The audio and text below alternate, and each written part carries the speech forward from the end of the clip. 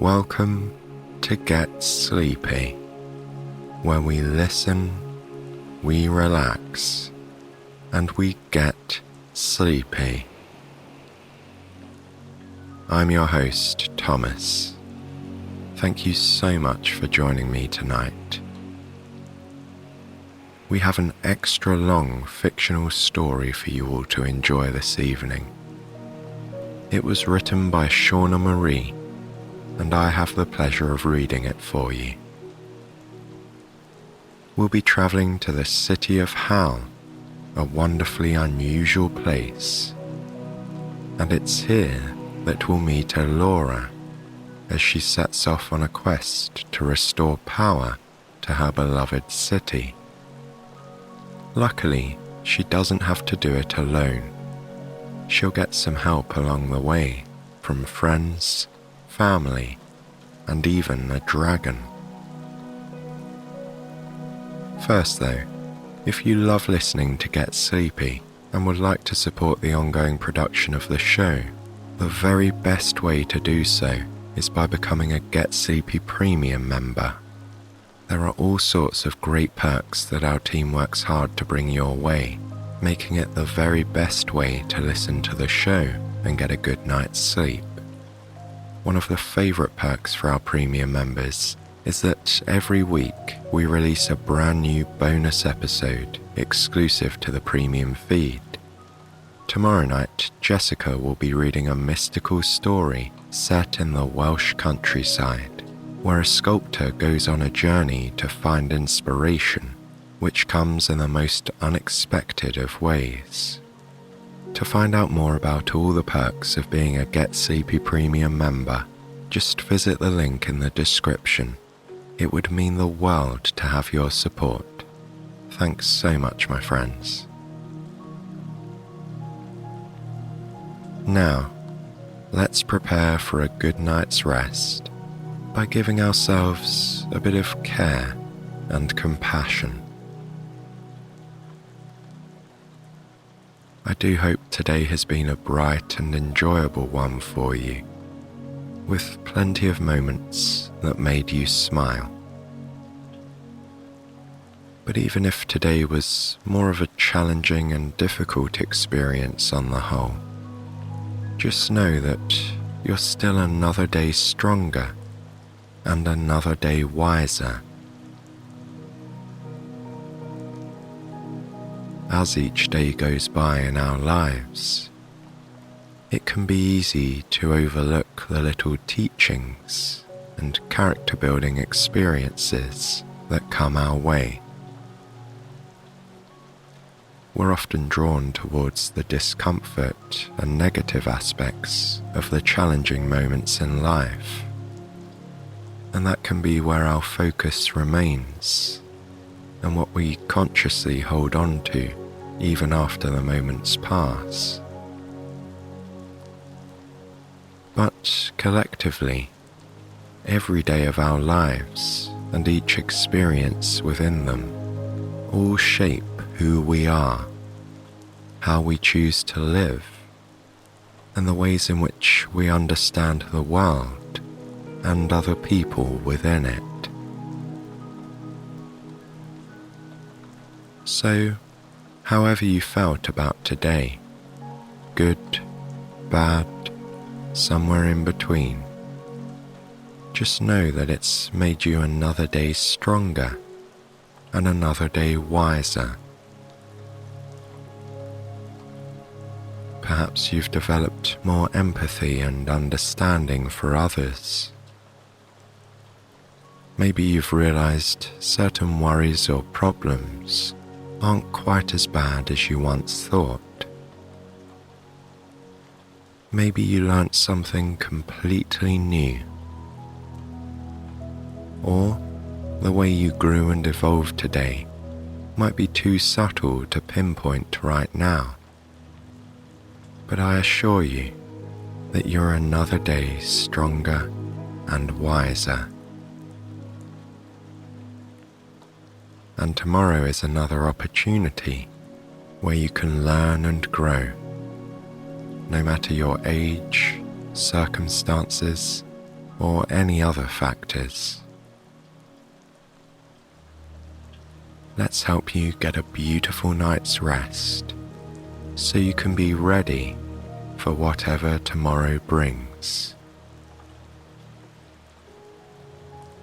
If your eyes are still open, let them gently close now. Relax your body completely and entirely, and simply listen to the sound of my voice as we travel to the City of Howl. This is where our story begins.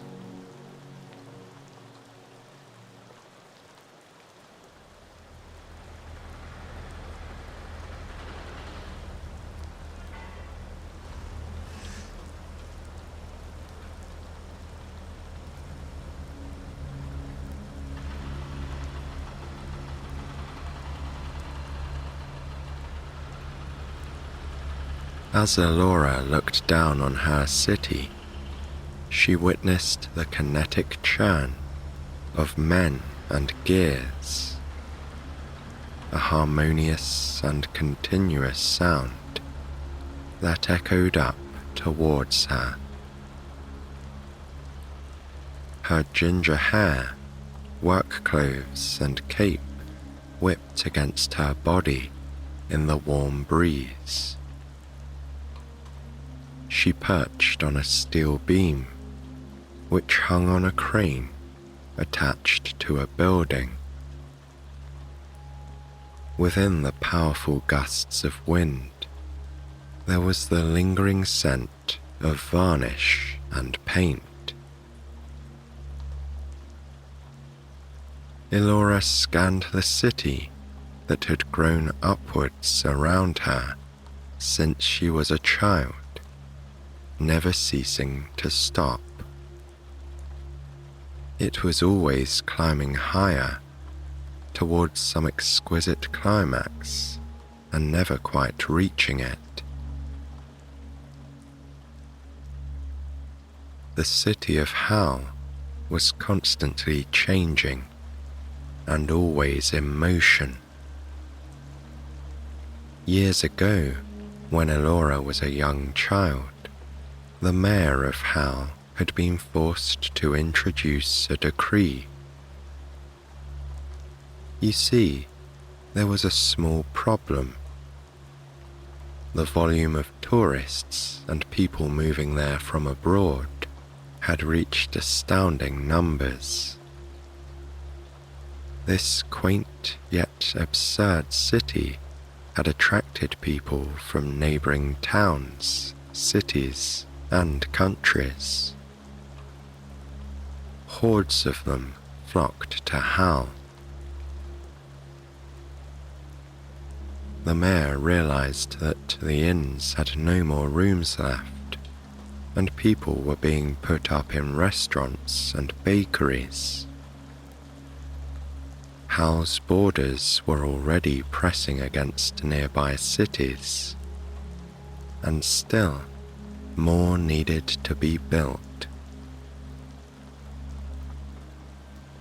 One night, the mayor was brushing his teeth in front of his bathroom window, and he looked up into the night sky. That's it, he thought. We'll build upwards. In the following months, foundations were fortified and building bots introduced. And years later, this was the result. A city still under construction. A city that needed workers. So here was Elora, having her lunch break on a steel beam high above Howl. She tossed the last morsel of her sandwich into her mouth and chewed it as she stood up on the beam. how you, Elora admonished. The little robot How You withdrew from her rucksack and hung his head in shame. This makes absolutely no sense, Elora continued. Robots don't need to eat food, and yet half the time I find you poking around my lunch bag. How You spoke in beeps and whirs of different tones and octaves. This time, he let out a long, low whir and raised his shoulders in an attempt to shrug. Elora chuckled, dug her hand deep into the pockets of her overalls, and then tossed a handful of nuts and bolts into How You's mouth. After swallowing, he spun around on the beam and let out a long, continuous beep. For Elora, there was always work to do. New floors of restaurants, bakeries, and inns were constantly being erected to keep up with the regular influx of new customers. And Elora's job was to paint. This was no small task. The city had a long-beloved aesthetic. In fact, the aesthetic was so unique that not even robots could replicate it. As Elora swirled her paintbrush in her bucket, she examined the wall she had painted earlier that day.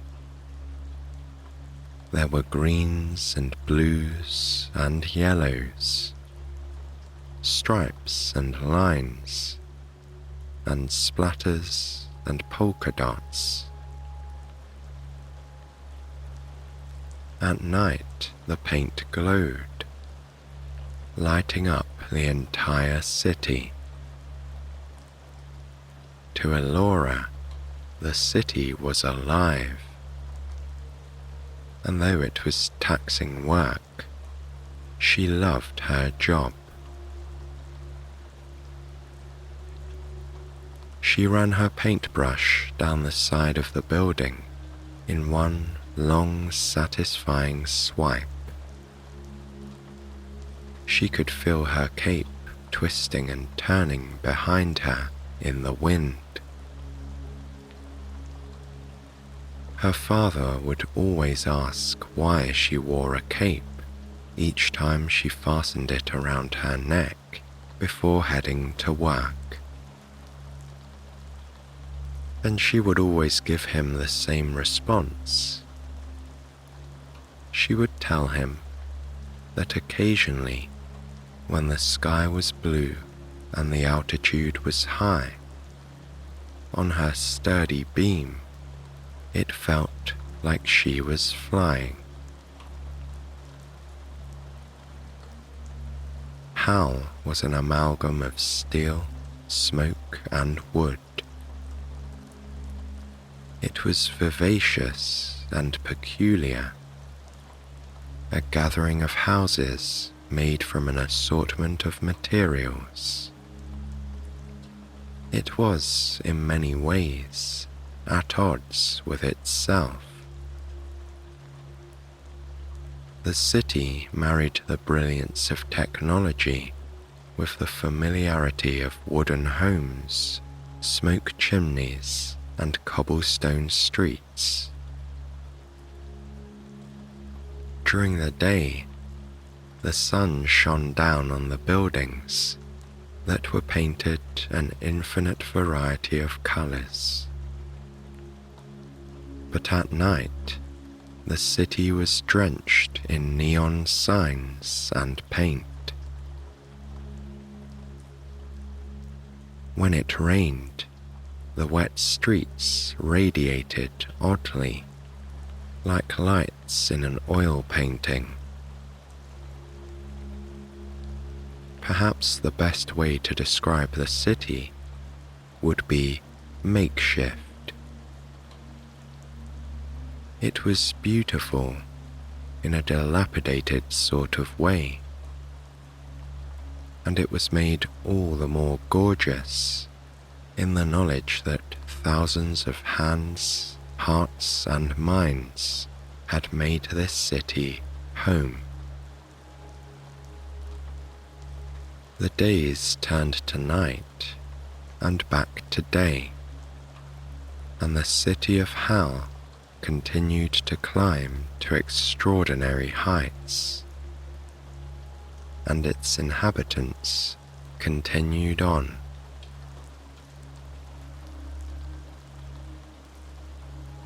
The day the power shut off, Bōken was sitting on a high stool, eating ramen in the brightest quarter of the city. Tender noodles, a healthy portion of braised pork belly, and a delectable orange egg bathed in a flavorful broth. Bōken admired his meal, as he had so many times before. The restaurant smelled of toasted bean sprouts and tangy, spicy kimchi, and was set out so that the kitchen was on open display. Ichigo, the only chef in the kitchen, believed in the spectacle of preparing food as much as he believed in the very act of consuming it.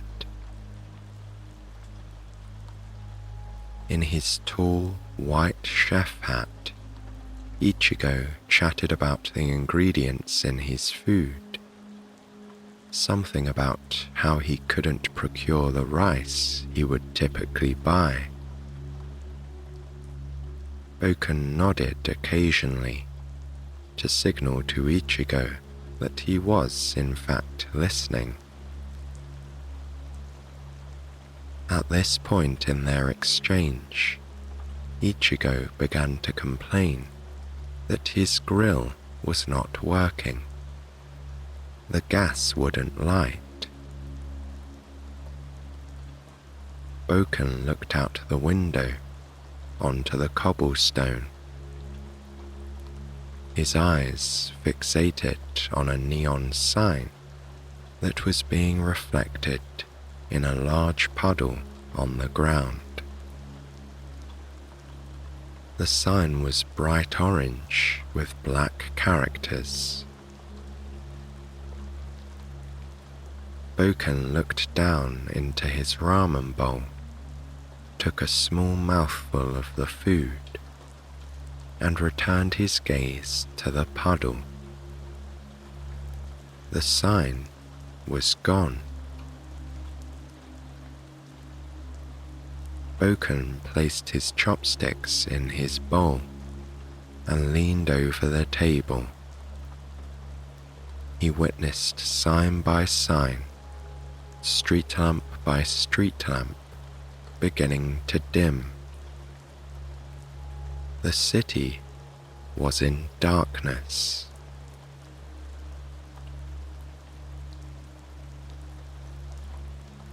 Elora swiped her paintbrush along the final building of the day. She sat on her steel beam and admired the way the paint glowed in its luminescent beauty. It was like a rainbow of light, a bouquet of color. Haoyu sat beside her and made a series of metallic sounds. Elora patted him on the head. "I know," she said. "It's beautiful." Elora tossed a few belongings into her rucksack and began to lower the beam in hopes of making it home before supper. The rope held taut as she released the slack bit by bit to descend gradually. But suddenly, the city went dim, and to Elora's greater surprise, so did the paint. In her shock, she let go of the rope.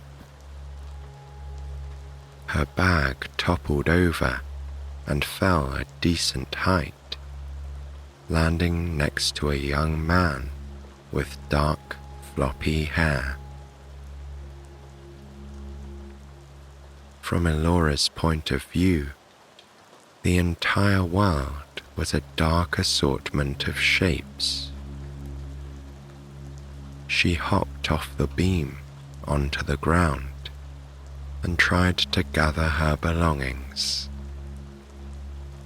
At the same time, the man attempted to help. Elora paused and tried to look into the eyes of the young man who was now standing over her, without much success. Wondering if Elora may have been hurt, the young man asked her how many fingers he was holding up. Elora shrugged and said she couldn't see anything in the darkness. And anyway, she was more concerned with her companion, Howl.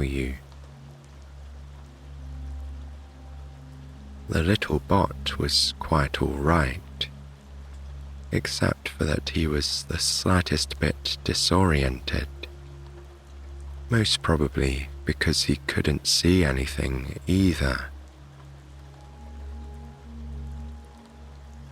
Still quite in shock, Elora patted herself down to make sure she was all right. The young man did the same. He chuckled shyly and reached out a hand. Remembering that they were in darkness, he told Elora that he was going to shake her hand. He told her his name was Bōken. Elora felt for Howl and picked him up. Whispering into the robot's ear, she asked him to turn on his torch. A bright light shot out of the little machine's eyes. Bōken sighed. Elora asked what was the matter, and Bōken explained that his home was on the other side of the city. There was no way he could navigate the streets in such a thick darkness. Chatter, wonderment, and confusion could be heard emanating from nearby homes and passers-by. For as long as Howl had existed, power had coursed through the veins of the city. Now that its citizens had come to think of it, they hadn't the faintest idea where the power came from or how to turn it back on. Elora smiled at Bōken and told him he needn't worry. She was sure her family would be happy to make him comfortable for the night. Bōken smiled right back and walked beside Elora as she weaved through the city, holding Howl to her chest like a beacon of some sort. The grit on the soles of their shoes crunched against the cobblestone. With their senses heightened, water could be heard trailing down the various pipes of the buildings. Their path glistened under Howl's light. And eventually, the three came upon a house like no other. Part machine, part brick and mortar, and a plethora of neon signs that had shut off just like the others in the city. Elora pushed her key in the front door and swung it open.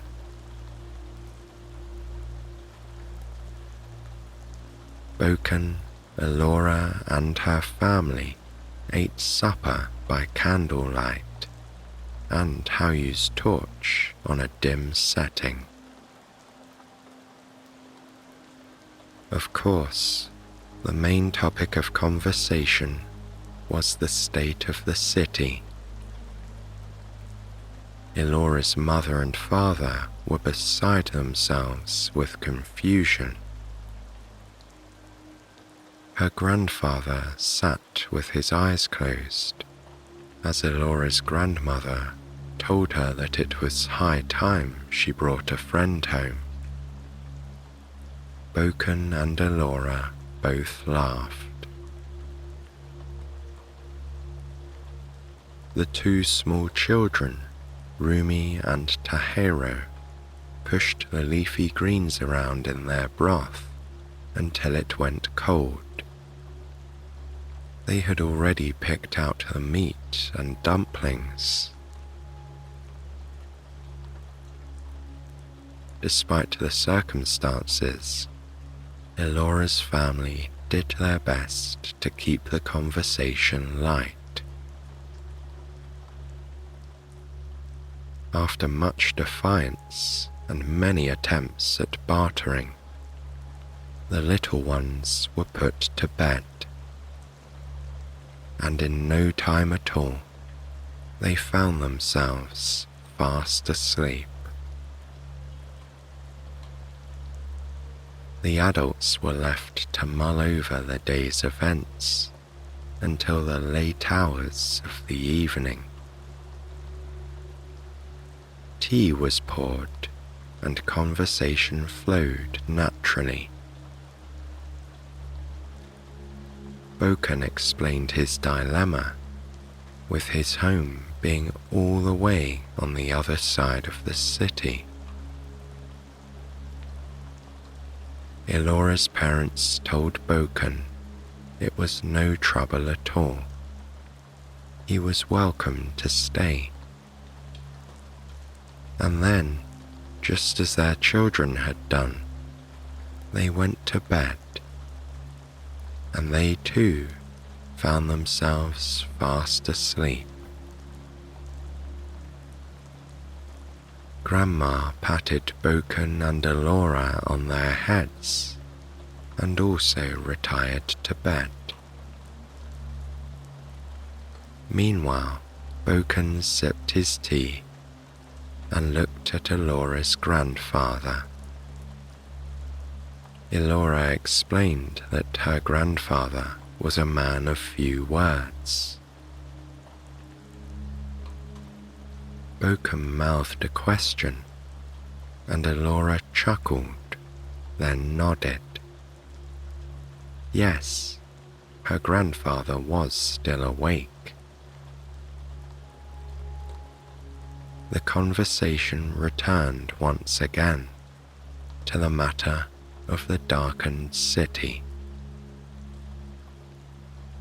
Grandfather opened an eye, and Bōken stiffened slightly. Breathing deeply, Grandfather opened his other eye. My family tells of an ancient legend, he began. His voice was low and slow. It was so deeply magnificent that you could hear the way its grumble resonated in his chest. Elora chuckled and sipped her broth. Feeling Bōken's gaze, Grandfather continued. There was rumor, he said, of a great dragon with immeasurable power. The power of breath and life. It roamed the land with its kind. The family of dragons worked in harmony with humans. And so it went. The humans built, and the dragons breathed life into all they made. This was long, long ago.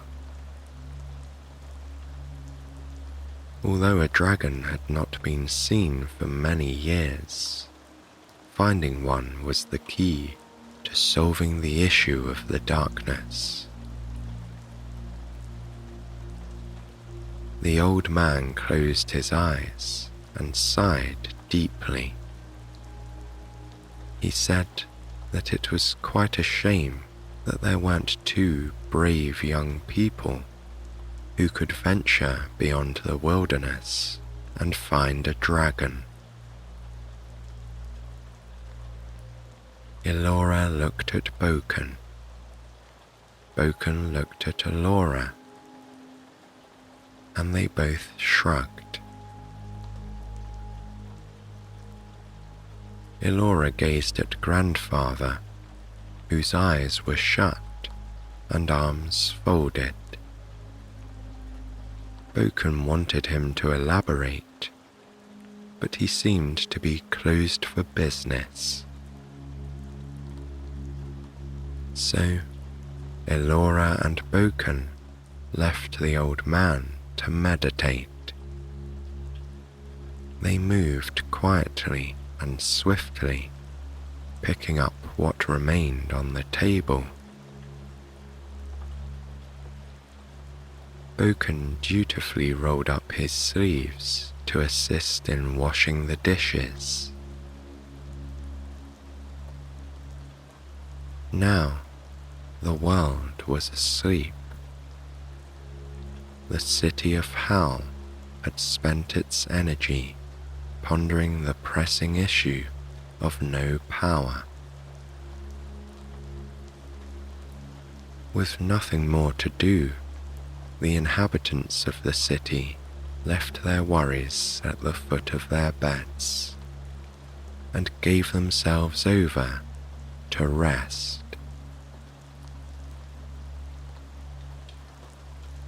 Elora and Bōken lie next to each other in the spare bedroom with the sliding doors. As they spoke, they found themselves traversing the full gamut of all things human and magic. In the cool moonlight, they looked out through the sliding door and saw the city lit up by candlelight. Bōken asked Elora what existed beyond the lightless, dilapidated signs, beyond the boards and buildings, and beyond the homes that housed lovers, friends, and children. I don't know, said Elora.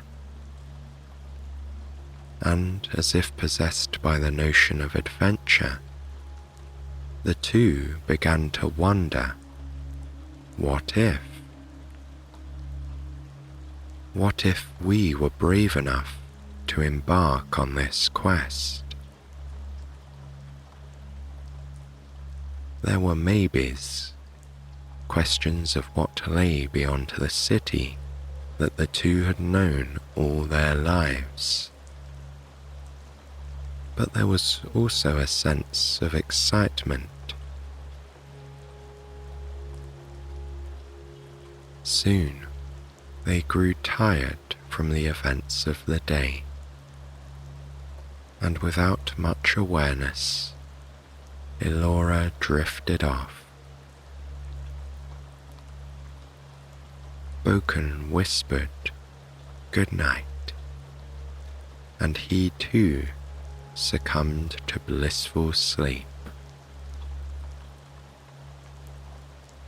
All that could be heard in Elora's home were the shuffle of sheets and deep, slow breaths.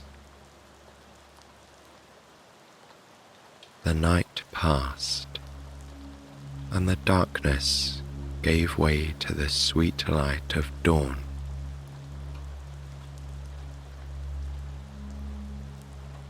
Elora was perplexed. She rose, as she did every other morning, to the smell of rice and kimchi and perfectly fried eggs.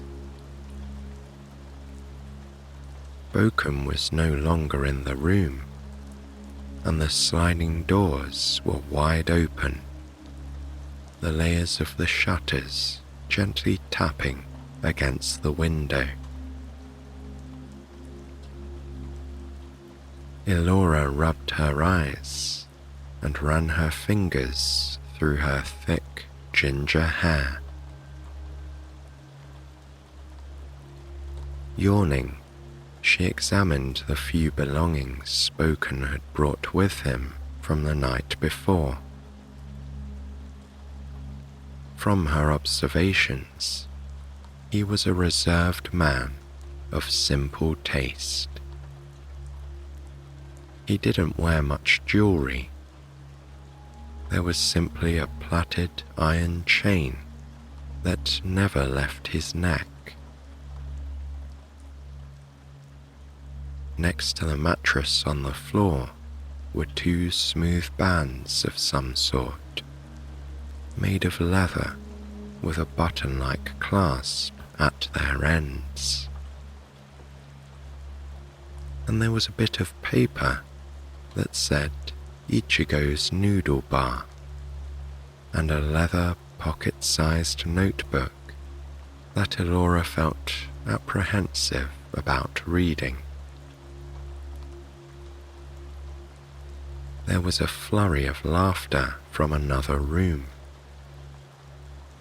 Drawn to the warmth of the sound, Elora rose to her feet and stumbled to the door. As sleepy as she was, she still noticed two of her father's brown backpacks stuffed with essentials. Elora walked down the hallway and stumbled upon a picturesque view. The living room shutters were wide open, and her younger siblings were giggling at a story Bōken was telling. Sunlight streamed in with its bright golden fullness. Her parents were sipping tea from quaint cups, and if Elora looked closely enough, she could see that though her grandfather's eyes were closed, the corners of his mouth were turned upward in a smile. Grandma ate her food at a glacial pace, occasionally picking rice grains from her family's bowls. Elora's mother gestured to her to come and eat. Smiling, she walked over to them. Bōken presented her with a bowl of fluffy white rice, kimchi, and 2 fried eggs. He smiled in a shy kind of way and said that he had made it himself. Elora tucked in, grain by grain, and all the while she listened to Bōken tell tales of his time spent in Ichigo's noodle bar. He was there at the restaurant's beginning, years ago, when it was merely wooden beams, and the walls that were to be built were nothing more than bags of bricks. Little Bōken was adamant that he could build the shop on his own. Ichigo sat him on one of the stools that had arrived that day and told him that magic was the product of time, hard work, and love. All 3 were needed. Bōken told the family that as the walls of Ichigo's noodle bar were erected and orders came flooding in, he himself grew from toddler to child to teen, and now he had come of age. Elora could feel grandfather's eyes on her face, but whenever she looked at him, he was gravely still, arms folded and eyes closed. Bōken's eyes seemed to frequently wander over to grandfather's, and when Elora attempted to catch the young man's gaze, he would divert it away from her. Elora picked up the final few grains of rice with her chopsticks. What are these 2 plotting? She thought. The room fell silent. All eyes seemed to be on grandfather. The old man, in his aura of reverence and peace, began to speak, not once opening his eyes. Elora, Bōken, you must travel to the edge of our land, the place named the Unknown, and you must seek out a dragon. Elora started speaking, but grandfather simply raised his palm. Yes, he said, it has to be you, and it is for reasons that will become clear. Elora's father began to gently rub her mother's shoulders. They didn't want to say goodbye. Bōken and Elora returned to the bedroom in silence. When Bōken slid the door shut, Elora picked up a pillow and threw it at him. He couldn't help but chuckle. Elora asked if Bōken had spoken to grandfather before she'd woken up. The young man nodded and told her that it was her grandfather's wish, and that he was merely her aide.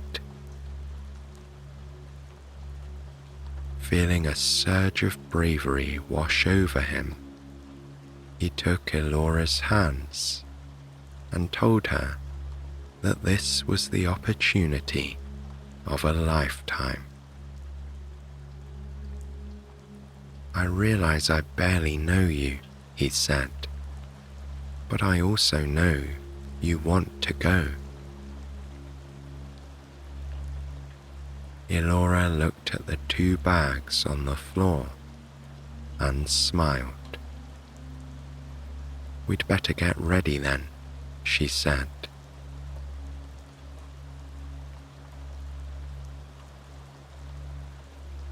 And so they embarked on their journey. The noonday sun was at its peak. It hung at the highest point in the sky and shone down on the power-drained city of Howl. Before leaving, Bōken and Elora took turns in the steaming bathroom. Boxes upon boxes of food were prepared and pushed into their rucksacks, as many as could fit. Elora wanted to take Hao-yu with them, but he had run out of charge, and there would be no way to power him in the current circumstances. Elora and Bōken were barely a minute down the road when Grandfather came after them. He lifted the chain and pendant from around his neck and placed it around Elora's. Grandfather told her that her strength was her ability to love, and that love as strong as hers was the key to boundless magic. Elora wrapped her arms around the grandfather she loved so fervently. Watching the 2 embrace, Bōken was sure he felt something deep inside himself, but what it was, he couldn't name. Grandfather turned and walked away, gradually becoming a shrinking silhouette. Elora and Bōken absorbed the city that had grown around them. It was different now, with faded color and confused citizens. Just as the city had done many times before, it pressed on, opting for the ancient use of coal, fire, and steam. Yet, despite this, it seemed the city the 2 loved so much was at a standstill. There was an aimlessness in the air, a dazed wish for things to return to normal. Bōken and Elora chatted all day, learning all about each other. As the sun lowered in the sky, it felt like they'd known one another for an eternity. Elora laughed when Bōken said his favorite color was brown. Brown? Elora asked. He explained that chocolate was brown, and that the earth that perpetually holds root to all things is brown too.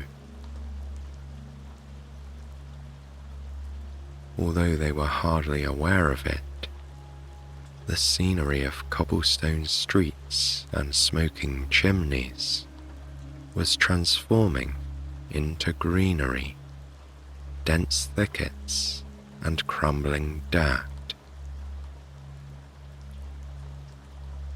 Soon, the afternoon brightness turned to evening sunset.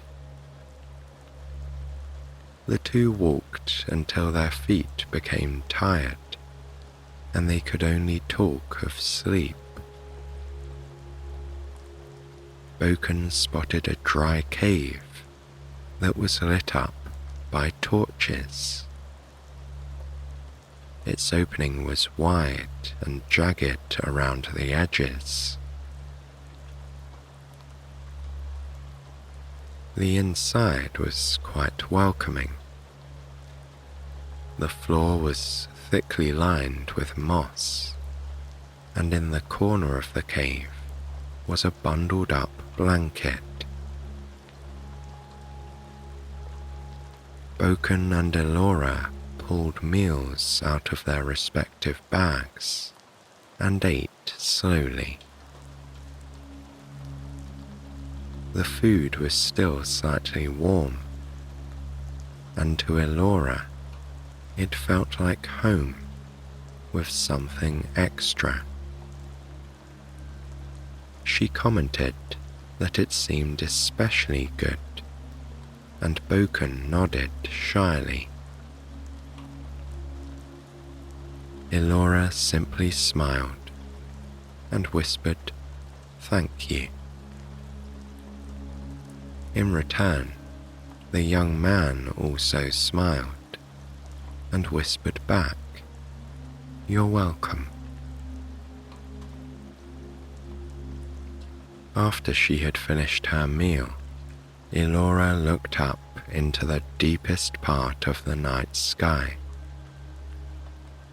The moon was at its fullest, big, round, with a soft brightness. There were stars too, small and flickering in the cool night air.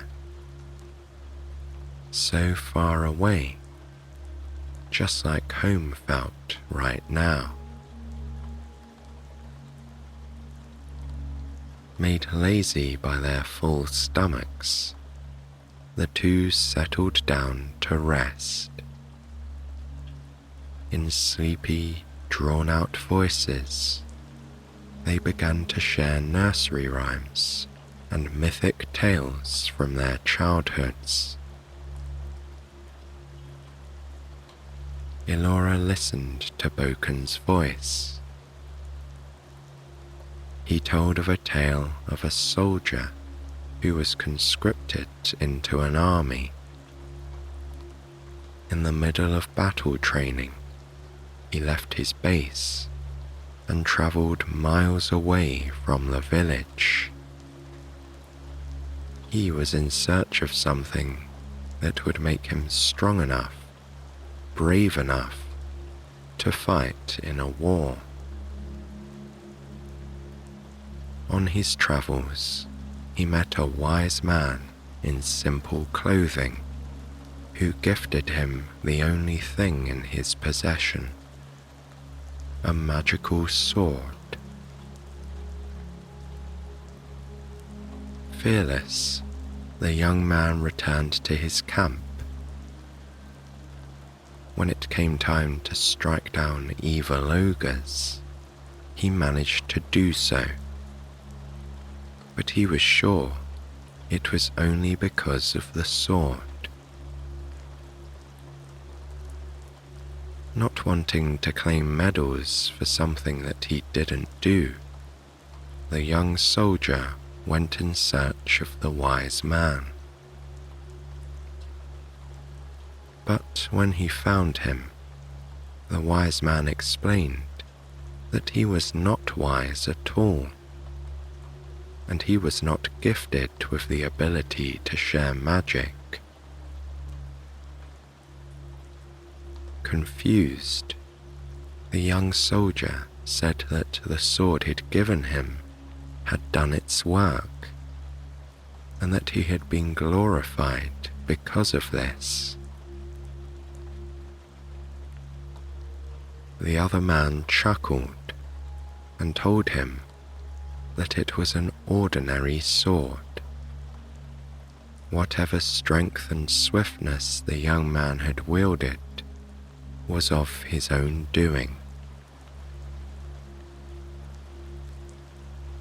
At this point, Elora softly asked a question.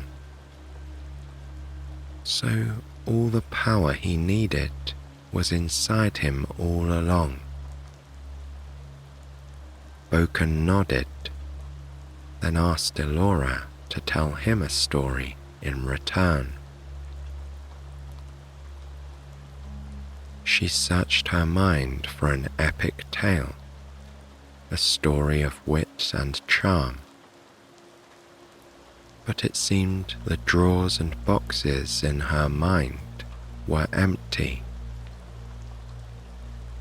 She felt the cool moss beneath her and the weight of the blanket across her body. But then she remembered. There was a story, one her grandfather used to tell her when she was a child. She told Bōken to close his eyes, and her voice seemed to transform, becoming like her grandfather's.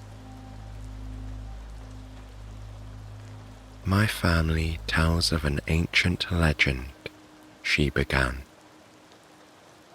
Once upon a time, there was a family of dragons. They were creatures born of magic. Their fire was not just a weapon, it was a tool. A dragon's breath could do great wonders. And so it went. The family of dragons roamed their stretch of land, at peace with the other magical creatures of their realm. The land was green as far as the eye could see. They lived and they hatched their own, and the family of dragons grew 100-fold. Being ancient creatures of wisdom, they would often prophesy to humans who had travelled in the pursuit of knowledge. There was a prophecy among the dragons that seemed to be a riddle. A dragon not of its original form will forge a land far from here. There were 2 dragon brothers. They grew in likeness and love, learning the history of their kind. One day, the dragons woke to find the others gone. The brothers flew from one corner of the land to the next in search of their family, but they were not to be found. Finally, the 2 dragons sat on a hill that overlooked their land. The older brother said to the younger, "We must forge a legacy. Go far away from here, build a new land, and know that whatever trials you meet, you are brave enough to overcome them." The younger brother asked his sibling what he would do. The elder replied that the very land they were on was sacred, and that there must be someone left to help the travelers who seek knowledge. "Don't worry, brother," he said. "I will always love you. And who knows, in time we may come together again." Then he turned to his younger brother and transformed his sibling. "Now," he said, "I grant you the gift of being two-legged, to walk the earth as humans do." The younger one went on his way, assured by the love of his brother and instilled with the hope that they would meet again.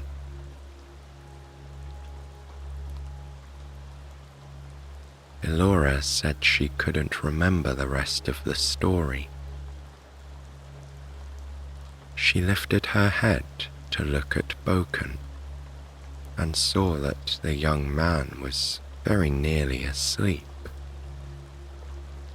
His eyes still closed, he gently placed his hand on the side of Elora's face.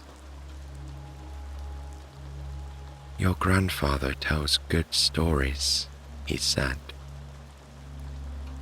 And without another word, the two drifted off to sleep.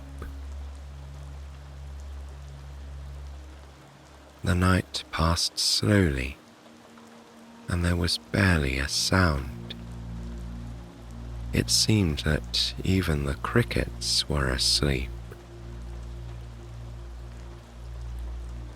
Far out on the edges of the forest, the wildlife rested. Bears snored, squirrels murmured, and deer yawned. And Bōken and Elora were none the wiser. There was one steady breath before the next, and dreams of heroes and dragons.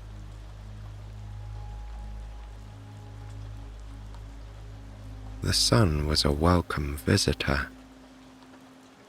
Elora stretched, not yet opening her eyes, and felt something poke her leg. She and Bōken woke to see two men, sticks in hand, looking down at them in wonderment. The men said they could tell from Bōken and Elora's clothes that they were not from their land, but they wanted to make sure. Quite baffled, Bōken and Elora simply gazed up at the two men. The strangers said they were looking for the City of Howl. Bōken sat up, coming to his senses, and said that perhaps they could help each other. He explained that he and Elora were looking for a place called the Unknown. "Ah," the taller man replied, "the Unknown is quite a place if you know which way to go. We do. If you come out of this cave, it's on your left if you just walk straight." "Lovely," Elora responded. "If you walk straight for a couple of weeks," the man continued. Bōken and Elora groaned. They explained to the men that the City of Howl was in quite the predicament. With no power, it would eventually cease to function. The shorter man turned to his friend and asked if they could tell Bōken and Elora about the well. After a moment of pause, the taller man nodded. The two men told a tale of a magical well that possessed ancient power. It could transport a person wherever they wished, provided they had noble intentions. The well was only a day's walk from the cave. Elora then told the two men how to get to Howl, and in exchange for their kindness, Bōken offered to feed them. At first, the men refused, not wishing to impose. But soon, they came around to the idea. As the four sat around their campfire, they exchanged stories and customs from their respective lands. Chen, the younger one, and Kai, the taller, told Elora that their families were friends of the dragons, but they themselves were travelers, and they had not seen a dragon for some time. Bōken told Chen and Kai about the noodle bar and how he'd met Elora, and she in turn told the men about her job, painting the new portions of the city. There was plenty of food to go around. They all ate till they were full, and after much laughter, the two pairs went their separate ways.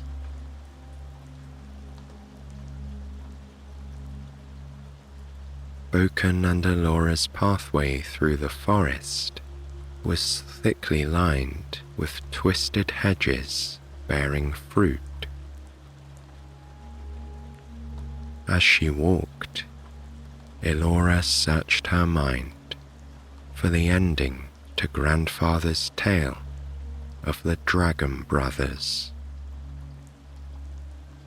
But her train of thought was interrupted by Bōken, who playfully nudged her in the ribs and asked her if she was the champion of blackberries. Elora laughed, bemused. The young man picked about 3 or 4 blackberries off of the hedges and flung them in the air in a sorry attempt to get every berry in his mouth. Of course, it was an epic failure. Elora laughed at his attempt and accepted his challenge. She picked 3 or 4 blackberries and launched them into the air, and 2 landed in her mouth. Thoroughly impressed, Bōken slowly applauded. The two occasionally stopped to eat or bathe or gather water from the stream. And just like the current of the water, the scenery around them changed. There were always new and unusual animals to point out. The trees changed from birch to oak, and finally to blossom. The trail of hedges stopped abruptly. Here, there were no animals in sight. Water cascaded through the forest in the near distance. And looking ahead, Bōken and Elora realized where they were. What lay before them were a couple of yards of pale grey stone, and in its centre a patch of lush green grass and a colourful array of flowers. In the middle, a pink blossom tree stood over the very thing the two had been searching for, the wishing well. As Elora and Bōken approached the well, they were overcome by a great sense of peace. It was as if the bedtime stories they had heard concerning light magic were true. And it was as if light magic, the brightest of light magic, had forged this place. The grass was thicker than plush carpet, and out of respect, the two friends did their best to avoid stepping on any of the flowers. The wishing well had a plaque that read, "Introduce yourself." Perplexed, Elora and Bōken awkwardly said their names and their favourite foods. And from the deepest part of the well came a cheery voice. "Hello there." The two were so surprised, they hopped back slightly. But then, the well introduced itself. "I am the wishing well, and I am at your service. I can tell that your hearts are pure, and your cause is noble. I shall take you wherever you wish to go. Just say the word." Elora nodded at Bōken and said clearly that they wished to go beyond the wilderness to the land called the Unknown. The wishing well said it would transport them there, but it told them that they were not the first to travel in search of a dragon, and it hoped that they would be successful.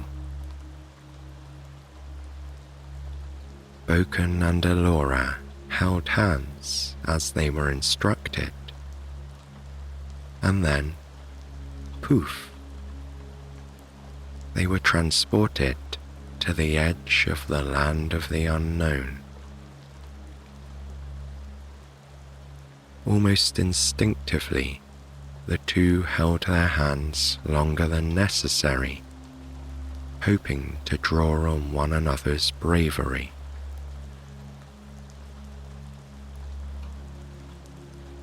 The land was green and lush, and shrouded in some sort of thick vapour.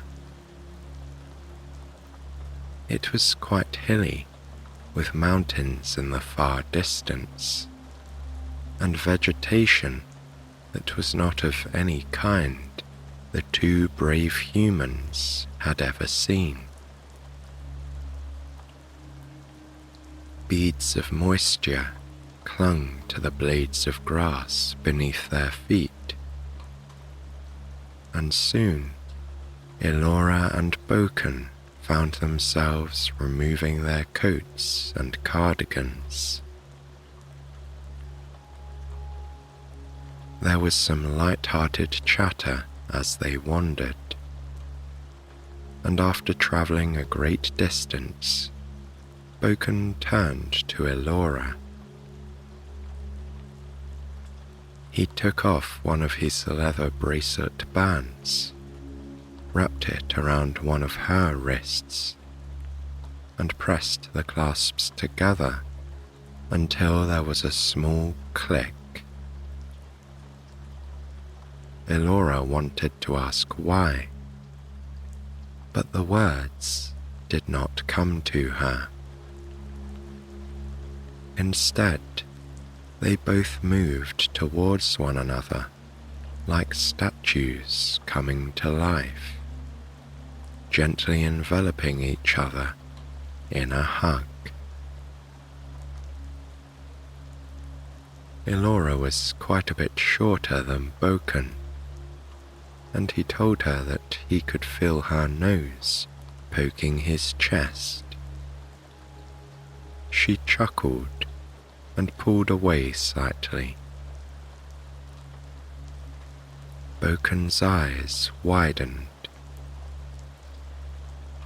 "Your pendant," he said. "It's glowing." Elora looked down at her chest, and sure enough, her pendant was glowing white. More determined than ever to find answers to their questions, they resumed their journey hand in hand. Deeper they walked into the unknown. They would pass the occasional traveller who also sought to find answers from a mythical dragon. The others came and went, appearing and disappearing into the dense fog. Elora could feel Bōken's fingers in between her own, and it was reassuring. As they walked, the two returned to their familiar back and forth of sharing stories. Every now and again, Elora remembered fragments of the story grandfather told her as a child. And before long, the two stumbled upon a wasteland, a desert of sorts, part rock, part sand, and part desolation. But something large and maroon seemed to move. It was jagged and scaly. Could it be a sleeping dragon? Bōken looked at Elora, his hand tightly gripping hers, and all Elora could think about was her grandfather and a memory from long ago.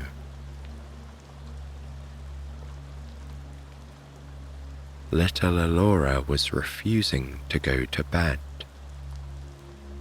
She wanted to stay up all night, like the adults in the house.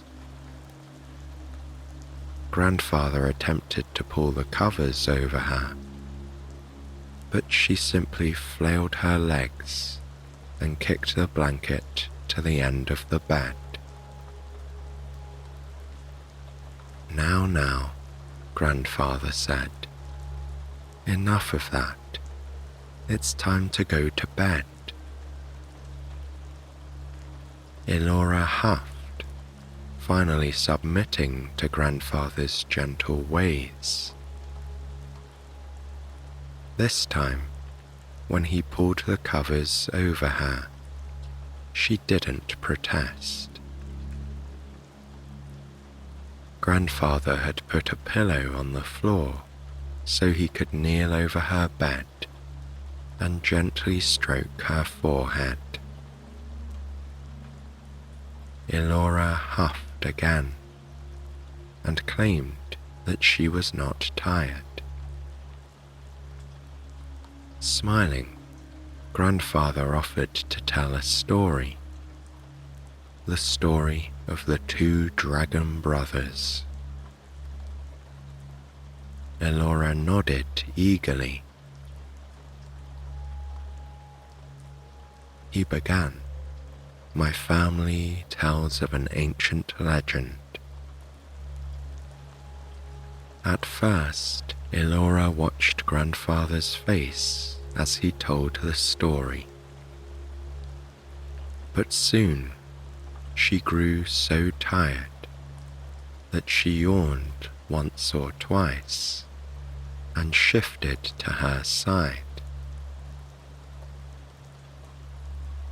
Grandfather continued. He told the story all the way through,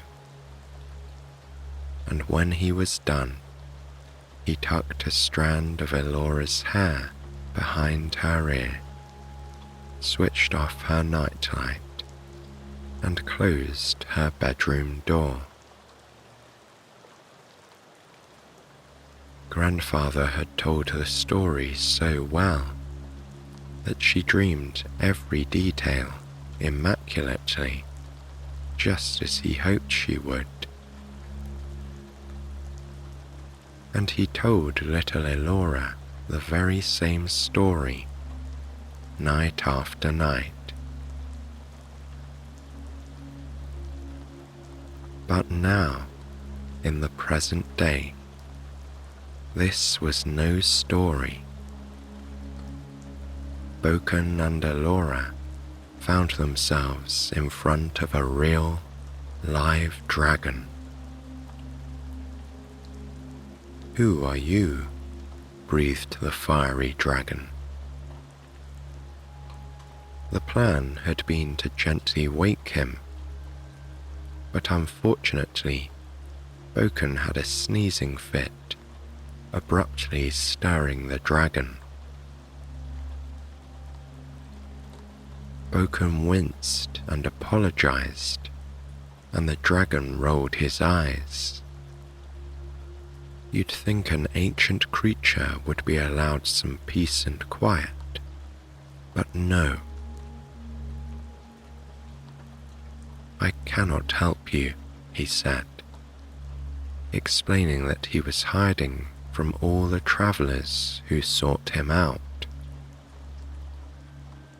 Bōken shook his head in disbelief. "Hiding?" he asked. The dragon began to chuckle. "Not as brave as you thought, I suppose." Elora looked into the dragon's eyes. Behind his scaly maroon skin, dragon tail, and sharp white teeth, there was something familiar about him. Something almost lovable. Elora said that perhaps they could help. The dragon curled up as if he was about to go to sleep and groaned. Bōken approached the dragon timidly and gently placed his hand on the enormous creature's tail, while Elora sat on the sand next to the dragon's head and patted him. She asked the creature for his name. "Hokori," he replied. Elora introduced herself and Bōken, explaining that they had come in search of a way to bring back power to their city. Hokori sighed and said that he couldn't help. "There is no magic left in me," he said. "I long for my brother." Elora instinctively took off her necklace and lifted it above her head. The pendant began to glow intensely, and with a blast of magic, the dragon was at once transformed. He was made human The words Elora had so desperately searched for now rose to the surface of her mind. She spoke gently to Hokori, who now had the form of an old man. With the aid of the magical pendant, said Elora, the weary dragon was granted the same gift as his brother, to be made two-legged and to walk the earth as humans do. Hokori wrapped his arms around his great niece. You are proof that my brother found the love he deserved. Bōken shook Hokori's hand, and after a long bout of laughter, they walked to the nearest stream to quench their thirst. The three drank until they were no longer thirsty. Bōken remarked that it was unlike any water he had ever tasted, cool and crisp, and somehow light in flavor.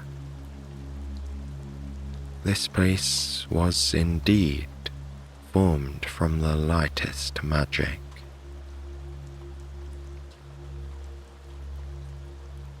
After they'd had their fill, they sat on a spot of grass and listened to Hokori.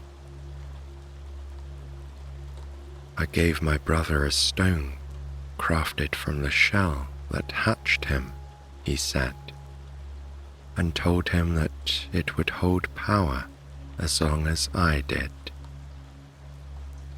All dragons share a life force, and it is regrettable that our separation has affected the power in your city. Allow me to make it right. The three talked their way through the wilderness, the subsequent mountains and valleys, and the thick greenery of the forest.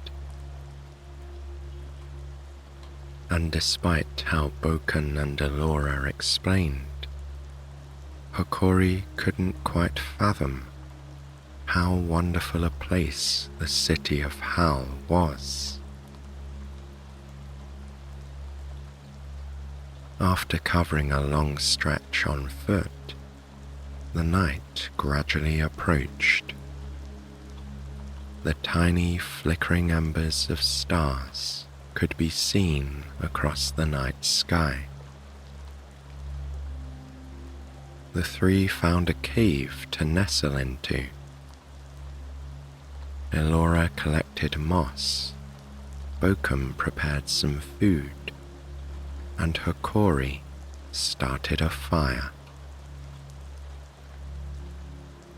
Once they'd eaten, they propped up their backs on the slanted walls of the cave. Hokori made finger shadows that moved across the wall. Wearied by the events of the day, Bōken and Elora shut their eyes, listening to the sound of Hokori's voice. My family tells of an ancient legend, he began. Elora smiled as she sank into a thick blanket of moss. After telling story after story, Hokori soon grew tired. He let his limbs go heavy, and his mind drifted to the land of dreams. For miles around, all that could be heard was the gentle crackle of the fire that the three had built together. The trio dreamed long, colourful dreams of dragons and heroes, and of food and family. The night passed and gave way to morning. Just as she had done many times before, Elora woke to the smell of kimchi, rice, and fried eggs. Bōken had found a way to heat the leftovers from the previous night over the fire, and thankfully the eggs in their rucksack had not cracked. Elora and Bōken watched Hokori eat his meal with great expectation. The old man groaned in delight. As a dragon, Hokori had eaten the vegetation of the land, and now he enjoyed the warmth and comfort of a cooked meal with human taste buds. The three ate slowly, in deep gratitude for their meal, for finding one another, and for being so very close to home. It turned out that Hokori knew of a shortcut, a way out of the land of the unknown. And so, just a few hours later, the three approached a trail on the outskirts of Howl, which was lined with long hedges bearing blackberries.